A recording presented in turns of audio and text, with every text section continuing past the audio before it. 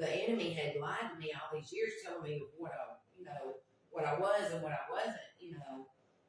He just tells me in here what I am, and I had to accept that. A lot of this is acceptance.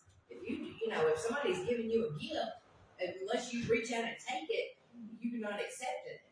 And so once I started accepting who I am, really, then it's been a lot easier. Yeah. Because he's always been there. Yes, he's always been there. I can look back and I was talking to my sister yesterday about all the things that I could see his hand in over my life. We were just blind. Yes. We were blind for so long. Yes. And the scales, I asked him to take the scales off, and he did. And I've seen the world a whole lot different in the last 5 months. And before I get into my testimony, I want y'all to know this is raw and this is real. This is our stories, because, and I'll tell you my story in a minute, but where we come from and where we are today is two totally different scenarios. And what we're trying to achieve here and trying to help y'all, we want to go out.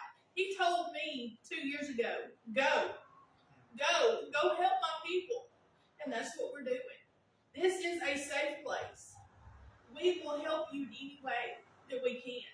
We love y'all. And so, what you're going to hear through these live streams is raw and as real as it gets. Our saying is, the broken mending the broken. And one thing, or another saying that we say, and we don't just say this, we do this. If you're laying down and you cannot stand, we're going to lay down with you until you can stand, because we're here for you. We know what it feels like. We have 2 different testimonies, but we can help so many people from where we come from.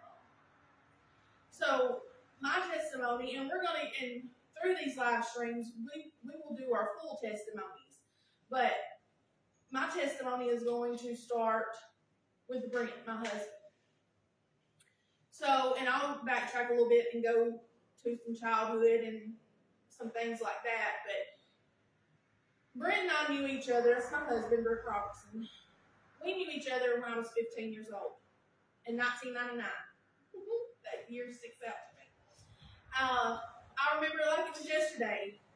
We met online, boy in Winfield, girl in Sullivan, and I had no idea of how he was, and if what he was in addiction. I had no idea at the time. I was just a sweet, innocent 15-year-old girl, but I was looking for love. I always tried to look for love, and the reason is, and this is kind of hard because yesterday was my daddy's birthday. I was a daddy's girl, and I always wanted my daddy, but daddy was not there. So I was always looking for love, and I looked for love in the wrong places, I thought. Well, so I was 15, and I remember it come a snowstorm that night, and he couldn't get out of Mom's driveway. So here he was, and he was 18 at the time. We had a lot of moms. I told you this story, but we had a lot of mom and say he was 17. And I remember he got stuck. Mom was like, well, let it go away a little bit, It didn't go away, but he made it home. But we danced in the snow that night, and we never forgot that. And as years went on, well, me and Brent drifted apart because I started to understand what Brent's lifestyle was. He had a beeper. He was always gone. He wasn't never hard to come around. So I wasn't dumb. And then Mom was like, Jessica. So we drifted away. When I was 19, we got back together for a little bit. Well, I seen the real, true Brent. I was like, I don't want this. I don't want this for my life. Because how I grew up was no drugs, no drinking. Mom kept us close to her, and I understand why she done it. she kept us close to her because she didn't want us to get hurt. She didn't, she didn't. So I couldn't go to out and party or anything like that. So I got, I guess, 21, and I got married for the first time. And that marriage lasted 14 years. In that marriage, we had Flynn. The best thing that could ever happen out of that marriage.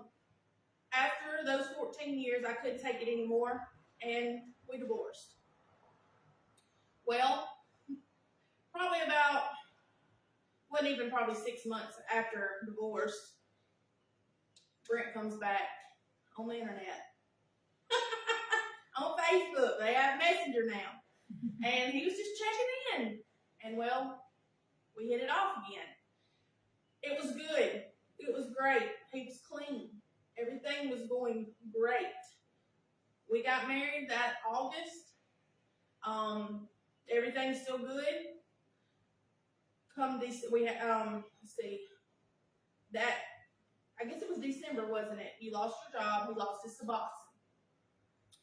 After that, it was a nightmare. A nightmare. I didn't come from addiction. Brent was in addiction. So, to me, my whole world changed quick. I watched my husband do the drugs, put them in his body, but I watched everything that happened when he would go get the drugs. And, I'm going to be honest with you. I was an enabler for a long time because I didn't want my marriage here because there was something about Brent that I could never let go of. Never. And I was just drawn to him. So I didn't want to lose him, so I done what I could to keep it, if that makes sense. And so we had our little girl in 2019. Well, married 2018. In 2021, he got a charge. Well, I guess you got the charge in 2019 because I was in the hospital trying to have our baby at 23 weeks, and Brent ran off and caught the charge and went to jail. Well, in 21, Judy said, she threw that book and she said bye for 2 years. He was gone. I was raising, baby girl was 18 months old when he was gone, when he left. Liam was in kindergarten. And it was hard. It was so hard.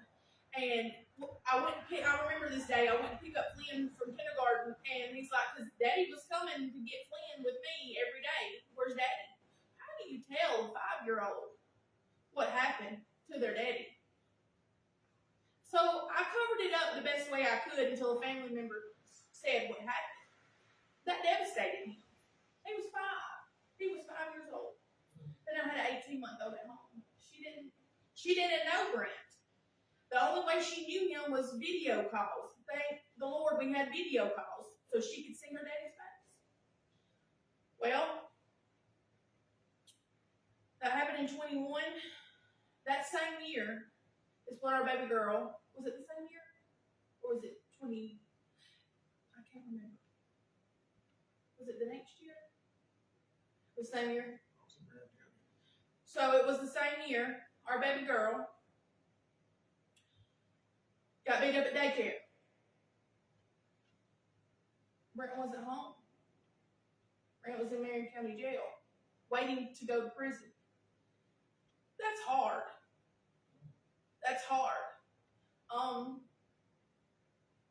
I got to take her by to see him for a minute. 5 minutes is what he got to see her, with bruises all over her, hair pulled out. Y'all, it was a nightmare. And, that goes back too, because I have a testimony about this. This is in my testimony.